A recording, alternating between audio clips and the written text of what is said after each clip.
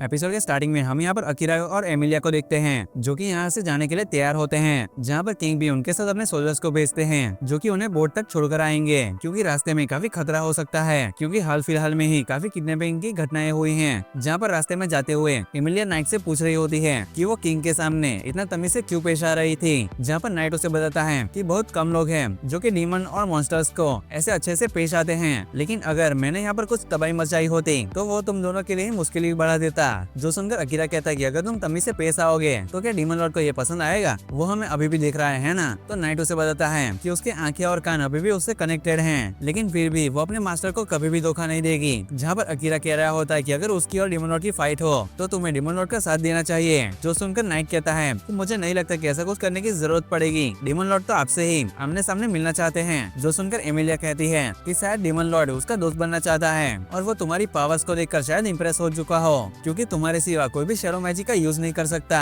तभी अकीरा को कुछ महसूस होता है और वो कैरेज को यहीं पर ही खड़ा कर देता है, मतलब कि रुकवा देता है। जहाँ पर वो बाहर जाकर देखता है तो उसे देखता है कि कुछ बैंडिट्स ने एक लड़की को अगवा कर रखा होता है और वो लोग उससे कह रहे होते हैं कि उन्होंने जो भी उन्होंने कहा वो नहीं किया तो वो इस लड़की की जान ले लेंगे। लेकिन तभी वो लोग जब प्रिंसेस एमिलिया को देखते हैं तो काफी खुश होते हैं, क्योंकि उन्हें लग रहा होता है कि उनके सरदार उन्हें शाबाशी देंगी। लेकिन तभी अकीरा यहाँ पर अपनी प्रेजेंस को छुपा लेता है और काफी तेजी से जाकर उन सारे लोगों को हरा देता है। जहाँ पर एक सोल्जर अकीरा से कह रहा होता है कि क्राउन बीस्ट फोक के कॉन्टिनेंट की नेशन का एक रॉयल है। जो सुनकर अकीरा यहाँ पर सारे सोल्जर से कह रहा होता है कि इन सारे लोगों को पैलेस में ले जाओ और अब हम यहाँ से अकेले ही जाएंगे। जिसके बाद हम देखते हैं यहाँ पर ये लोग शिप के पास पहुंच जाते हैं और शिप में चलने के बाद यहाँ पर नाइट अकीरा से कह रहा होता है कि बोट सिटी में एक लेवरेंट है, वहाँ पर वो अपने लेवल को बढ़ा सकता है, लेकिन वहाँ पर पहुँचने में हमें कुछ दिन लग जाएंगे। जो सुनकर यहाँ पर एमिलिया थोड़ी सी खुश हो जाती है और सोच रही होती है कि इस वजह से वो अकेले में थोड़ा सा अकेले के साथ समय बिता पाएगी। जिसके बाद हम यहाँ पर देखते हैं कि वो एक ओरुक नेशन के टाउन रूट में पहुंच जाते हैं, जहाँ पर वो देखते हैं कि यहाँ पर बीस्ट फोक ने ह्यूमन को लेव की तरह रखा था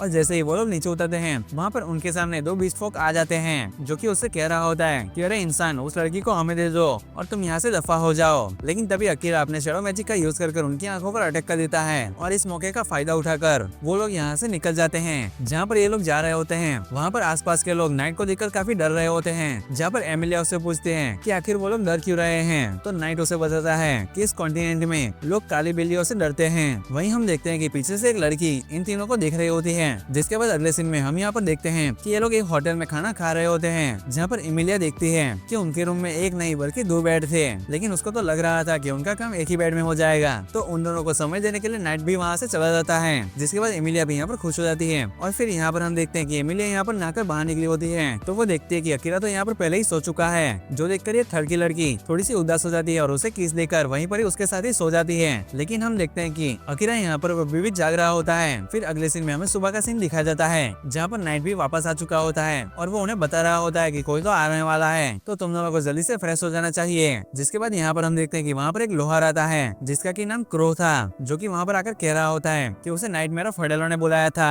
तो फिर उसको यहाँ पर आने के अलावा कोई ऑप्शन था ही नहीं। जहाँ पर नाइट कहता है कि ये यहाँ पर इसको इसीलिए लेकर आई क्योंकि क्रो दुनिया का सबसे अच्छा ब्लैक स्मिथ है। जिसके बाद क्रो अकीरा का वेपन देखता है और कहता है कि सही पैसे और मटेरियल उसे मिल गए तो वो इसे ठीक कर देगा। जिसके बाद वो मटेरियल्स की लिस्ट बनाने लगता है, जिस दौरान अकीरा उसे कह रहा होता है कि उसे 20 प्रोजेक्टाइल और असेसिन टूल्स भी चाहिए होंगे। जो सुनकर क्रो समझ जाता है कि अकीरा एक असेसियन है और उसे कहता है कि वो पावरफुल तो है लेकिन एक्सपीरियंस की कमी है। जो सुनकर एमिलिया उस पर भड़कने लगती है, लेकिन नाइट उसे रोक लेता है और कहता है कि पिछली हीरो पार्टी का क्रो एक मेंबर हुआ करता था। जिसके बाद एमिलिया भी शांत हो जाती है और यहाँ पर क्रो भी अपनी लिस्ट को कंप्लीट कर लेता है और वो इन्हें देखकर तलवार को लेकर यहाँ से चला जाता है। जहाँ पर नाइट भी अकीरा से कह रही होती है कि इन मटेरियल्स को इकट्ठा करने के लिए लेबरथ में जाना सबसे अच्छा आइडिया रहेगा और एक्स्ट्रा मटेरियल को बेचकर वो एक्स्ट्रा पैसे भी कमा सकता है। जिसके बाद नाइट भी उसे वहाँ की लोकेशन बता देती है, लेकिन कहती है कि लेबरथ में एक्सेस एडवेंचर रैंक के हिसाब से दी जाती है। वहीं हम देखते हैं कि एमिलिया यहाँ से जा रही होती है क्रो से बात करने के लिए, तो अकीरा भी उसके साथ नाइट को भेज देता है। जहाँ पर एमिलिया क्रो से कह रही होती है कि पिछली हीरो पार्टी डीमन लॉर्ड को नहीं हरा पाई और सिर्फ बीस्टमैन और हीरो ही वापस आ सके,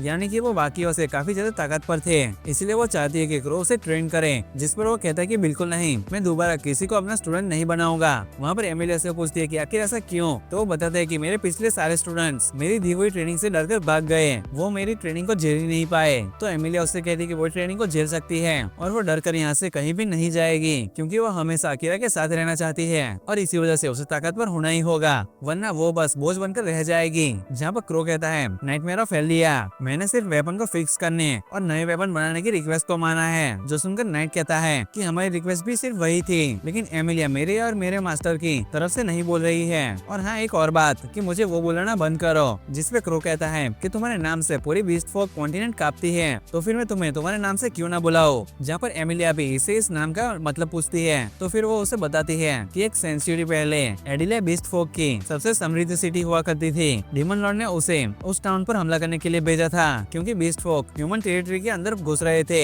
उसका काम सिर्फ एडिलिया और वहाँ के लीडर्स को डराना था, लेकिन उसने खुद के ऊपर से कंट्रोल खो दिया और उसी दिन के बाद से बीस्ट फोक उसे नाइटमेयर ऑफ एडिलिया बुलाने लगे। जहाँ पर उसकी सारी बातें अकीरा भी सुन लेता है, लेकिन यहाँ पर नाइट क्रो से कह रहा होता है कि जब तक वो अपने मास्टर को सर्व कर रही है, वो फिर से अपने खुद पर से कंट्रोल नहीं खोना चाहती। और हाँ, ऐसा नहीं हो सकता कि मैं अपना वापस से कंट्रोल खो दूं। जहाँ पर क्रो भी कहता है कि चाहे जो भी हुआ, मैं तुमसे नफरत नहीं करता। लेकिन कहानी यहाँ पर खत्म नहीं हुई थी। जिसके बाद हम यहाँ पर पास का सीन देखते हैं, जहाँ पर क्रो एक कब्र के पास फूलों का गुलदस्ता लेकर खड़ा होता है, जहाँ पर नाइट भी उसे पहचान जाती है कि वो वही बीस्टमैन है जो कि हीरो के साथ बचकर निकला था, और उससे कहती है कि अगर उसने उसकी फैमिली को मार दिया है तो वो चाहे तो उसकी जान ले सकता है। लेकिन क्रो कहता है कि तुम तो सिर्फ डीमन लॉर्ड का एक टूल हो, और उसकी बहन की जान डीमन लॉर्ड ने नहीं बल्कि एक नोबल ने ली है। जहाँ पर हम देखते हैं कि उसकी बहन मलबे से निकलने में लोगों की मदद कर रही होती है, लेकिन एक नोबल इतनी जल्दी में था तो वो वहाँ पर मौजूद सारे लोगों को मारते हुए वहाँ से गुजर गया। और उस नोबल का नाम ग्राउंड क्लस्टर है। जहाँ पर नाइट उससे पूछता है क्या तुमने अपना बदला ले लिया, तो क्रो बताता है कि उसकी बहन ये कभी भी नहीं चाहती थी कि वो कभी भी बदले के रास्ते पर चले।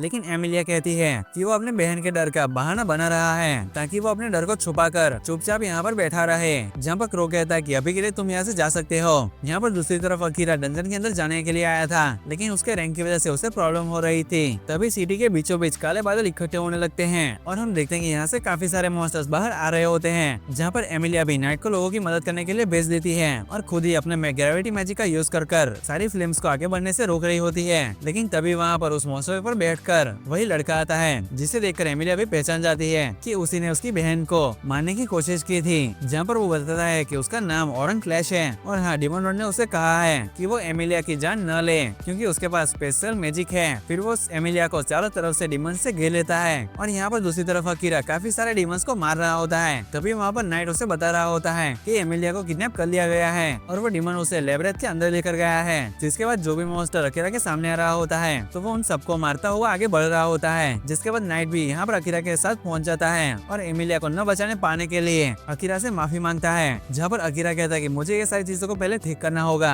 तुम थोड़ा सा पीछे हट जाओ। जिसके बाद नाइट भी वहाँ से उड़कर चली जाती है। जिसके बाद अकीरा शैडो मैजिक का एक्टिवेट करता है, जहाँ पर उसका शैडो मैजिक आसपास के सारे मॉन्स्टर्स को अपने अंदर खींचने लगता है। और वो इतने टाइम से जो गुस्सा महसूस कर रहा था, जो देखकर वो समझ जाता है कि अपने परिवार के अलावा उसका एक और करीबी है जिसका की नाम एमिलिया है। वहाँ पर मौजूद सारे मॉन्स्टर को खत्म करने के बाद अकीरा भी यहाँ पर बेहोश होकर गिर जाता है। और हाँ, इसी के साथ ये एपिसोड यहीं पर ही खत्म हो जाता है।